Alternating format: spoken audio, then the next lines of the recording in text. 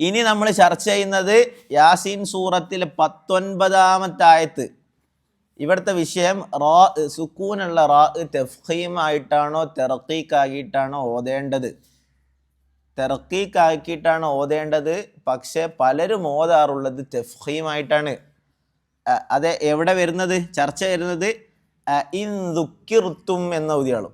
ദുക്കിർത്തും മനസ്സിലായില്ല? റാഇനെ തഫ്ഖീമാക്കിയിട്ട് ഓതും. ശരിക്കും എങ്ങനെ ഓതണം? ഇൻ ദുക്കിർത്തും, ദുക്കിർത്തും. മനസ്സിലായില്ല? ഇൻ ദുക്കിർത്തും എന്ന ഓതേണ്ടതിന് പകരം ദുക്കിർത്തും. അതേപോലെ തന്നെ വേറെ ആയത്തുണ്ടല്ലോ. എത്രാമത്തെ ആയത്താണ്? 11-ാമത്തെ ആയത്തിൽ നോക്ക്.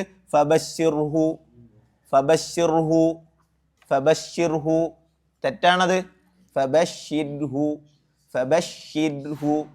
ശരിയാണ്. അപ്പോൾ ഈ ഒരാൾ തെറ്റും ഒരാൾ ശരിയും ഊതുക. അടുത്തടുത്ത് നിൽക്കുന്ന ആൾ ഒരാൾ തെറ്റായ ഓത്ത് ഇവന് കൊടുക്ക്. ഇവൻ ഓതിയത് ശരിയോ തെറ്റാന്ന് ആരും പറയണ്ട. ഓതിയതിൻ്റെ ഓപ്പോസിറ്റ് ആയിരിക്കണം അടുത്ത ആൾ ഓതുണ്ട്. വേഗം ഓത്. 11-ാമത്തെ ആയത്ത്.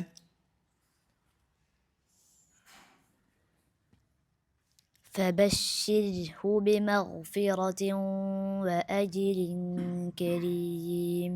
ഓക്കെ, അടുത്ത ഓനോടുക്ക്, സിനാനോടുക്ക്.